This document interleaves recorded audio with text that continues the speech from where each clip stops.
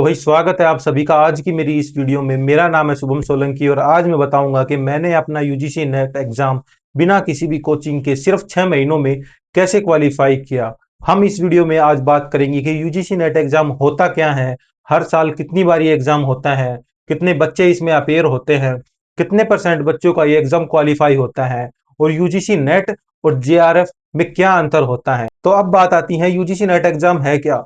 तो जो ये नेट एग्जाम है इसको कंडक्ट करवाती है एनटीए यानी कि नेशनल टेस्टिंग एजेंसी, जो कि साल में 2 बार इस एग्जाम को कंडक्ट करवाती हैं। एक तो करवाती हैं जून में और दूसरा करवाती हैं दिसंबर में। हालांकि ये डेट फ्लक्चुएट होती रहती है, जैसे कि लास्ट टाइम अभी जो एग्जाम हुआ था तो इसको दिसंबर में करवाना था लेकिन इन्होंने जनवरी में करवाया। लेकिन मोटे मोटे तौर पे हम कह सकते हैं कि जून और दिसंबर में साल में 2 बार ये एग्जाम कंडक्ट करवा ही लेती है। और अगर बात करें हर बार इस एग्जाम को कितने स्टूडेंट्स देते हैं, तो अगर मैं हिस्ट्री सब्जेक्ट की बात करूं तो हर बार इस एग्जाम को 60,000 बच्चे देते हैं, जिनमें से क्वालिफाई 6% होते हैं। यानी कि 60,000 का 6% 3600 बनता है। मोटे मोटे तौर पे 4,000 लगा देते हैं और उन क्वालिफाई बच्चों में से 1% का जेआरएफ होता है, जो कि करीब करीब, वैसे तो 36 बनता है लेकिन मोटे मोटे तौर पे 50 लगा लेते हैं।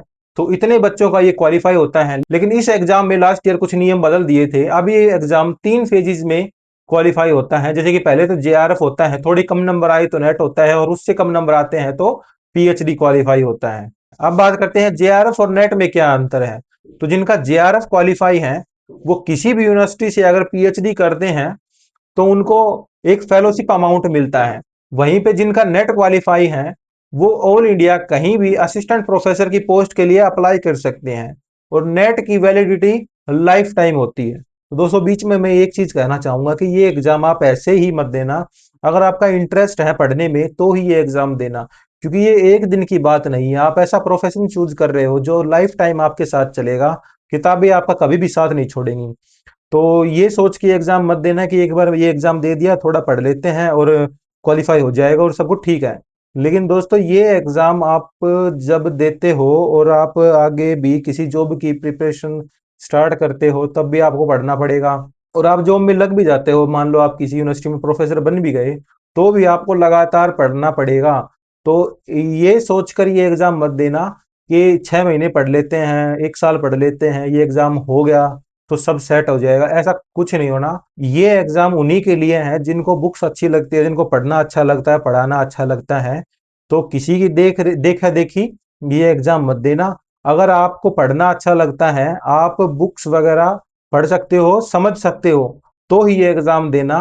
किसी की देखो देख ये एग्जाम बिल्कुल भी मत देना। तो दोस्तों मेरे कहने का मतलब यही है कि वही चीज करनी चाहिए जिसमें आपका इंटरेस्ट हो। अगर आपका पढ़ने पढ़ाने में इंटरेस्ट है तो ये एग्जाम देना। आप कोई और चीज चुन सकते हो, लेकिन आप एक ऐसी चीज चुन रहे हो जो जिसका नाता किताबों से ताउम्र रहेगा। आप कभी भी पीछे नहीं हट सकते पढ़ने से। और दोस्तों इस एग्जाम को बिना किसी कोचिंग के इसीलिए क्वालिफाई कर पाया क्योंकि हिस्ट्री सब्जेक्ट मुझे अच्छा लगता है। हिस्ट्री मुझे पढ़ना काफी अच्छा लगता है। जब मैंने स्टार्ट किया तो मैं दिन में काफी टाइम पढ़ता था। मैं 12-12 घंटे, 13-13 घंटा भी पढ़ता रहता था। केसी श्रीवास्तव, बीएल ग्रोवर, विपिन चंद्रा, स्पेक्ट्रम सारा दिन पढ़ता रहता था। लेकिन बाद में मैंने रियलाइज किया कि ऐसे काम नहीं चलेगा। 1 घंटे बैठ के मैंने अपने माइंड में एक स्ट्रेटेजी बनाई। और दोस्तों अगर बात करें मेरी, तो मैं इस एग्जाम को इसीलिए क्वालिफाई कर पाया क्योंकि मुझे पढ़ना अच्छा लगता है, मुझे पढ़ाना अच्छा लगता है। मैंने इस एग्जाम को बिना किसी कोचिंग के क्वालिफाई किया है और मैं कह सकता हूं कि ये एग्जाम क्वालिफाई करना बिल्कुल आसान है। बस एक स्ट्रेटेजी आपको चाहिए होगी। स्टार्टिंग में तो दोस्तों मैं काफी ज्यादा पढ़ता था, लेकिन फिर मैंने स्ट्रेटेजी बनाई और मैं 7 घंटे के करीब करीब पढ़ता था, जिनमें स्टार्टिंग का टाइम तो मैं फर्स्ट पेपर को देता था और बाद में मैं सेकंड पेपर पे आता था। तो ऐसे मैंने इस एग्जाम को क्वालिफाई किया सिर्फ 6 महीनों में। दोस्तों इस एग्जाम को आप भी आसानी से क्वालिफाई कर सकते हो। ये पेपर मुझे हार्ड की बजाय हमेशा से लेंथी लगता था। 150 क्वेश्चन आते थे जिनको अटेम्प्ट करना ही एक अपने आप में ही एक टास्क हो जाता था। लास्ट तक आते आते माइंड बिल्कुल एग्जॉस्ट हो जाता था और जिसकी वजह से 20 क्वेश्चन तो लास्ट के पता नहीं क्या आ रहे हैं क्या नहीं आ रहे, पता ही नहीं चलता था, टिक होते रहते थे। लेकिन अगर इस चीज पे आप मास्टर कर लोगे तो आपका एग्जाम अच्छा होगा। और ये चीज कैसे होगी? ये चीज होगी मॉक टेस्ट से, पीवाई क्यूज से। मैंने पीवाई क्यूज के लिए क्या किया मैं आपको दिखाता हूं।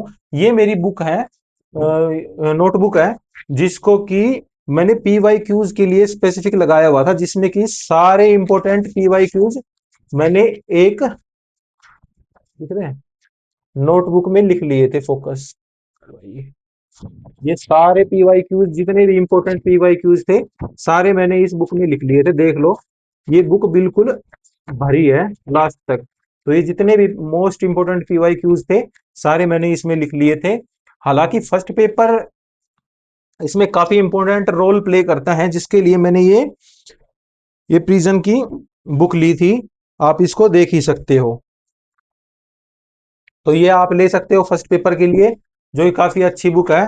मैं बता रहा, लास्ट स्टार्टिंग में तो मैं काफी पढ़ता था, लेकिन लास्ट में मैंने थोड़ी स्ट्रेटेजी बदल दी और पीवाई क्यूज वगैरह पे ज्यादा फोकस करने लग गया था, जिसका बेनिफिट भी मुझे हुआ। लेकिन स्टार्टिंग में तो मैं काफी स्टोरी पढ़ता रहता था, स्टोरी मतलब कि बुक्स वगैरह पढ़ता रहता था।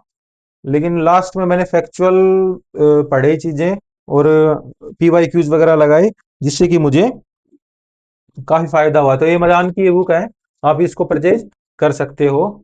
और इसके अलावा मैंने सेकंड पेपर के लिए काफी सारे नोट्स भी बनाए थे। ये तो बिल्कुल छोटी ही झलक है, दिखा देता हूँ। तो काफी सारे मैंने नोट्स रेडी किए थे। ये मेरे हैंड रिटन नोट्स हैं, बुक्स वगैरह में पढ़ता रहता था, लिखता रहता था, सारा सारा दिन लिखता रहता था। तो दोस्तों, ये थी मेरी स्टोरी। और कोई भी इस एग्जाम को क्वालिफाई कर सकता है, आप भी कर सकते हो। बेस्ट कंटिन्यूटी रखिए और थोड़ी स्ट्रेटेजी पे फोकस करो। और किसी की बातों में मत आओ, किसी की बातों में आके ये एग्जाम भी मत देना, क्योंकि ये एग्जाम आपसे सच्चे में मेहनत मांगता है। और आपका इंटरेस्ट है तो आप इस एग्जाम को पहली बारी में ही क्वालिफाई कर सकते हो। और अगर क्वालिफाई नहीं भी हुआ तो काफी लोग हैं जो 3 4 5 6 अटेम्प्ट भी देते हैं। तो उसमें कोई बुराई नहीं है, आप दे सकते हो। अगर आपको टीचिंग लाइन में प्रोफेसर वगैरह बनना है तो आप आराम से दे सकते हो। आपको रिसर्च वगैरह करनी है, पीएचडी वगैरह करनी है, तो डेफिनेटली इस एग्जाम की आप तैयारी कीजिए। और कोई भी अगर आपको प्रॉब्लम आती है तो मुझे डीएम कर सकते हो। यूट्यूब चैनल के लिंक में मेरा इंस्टा का लिंक मिल जाएगा, तो वहां पे आप मेरे को डीएम कर सकते हो। और दोस्तों, फॉलो जरूर कर लेना। इस वीडियो को बनाने में काफी मेहनत लगती है, काफी टाइम भी लगता है।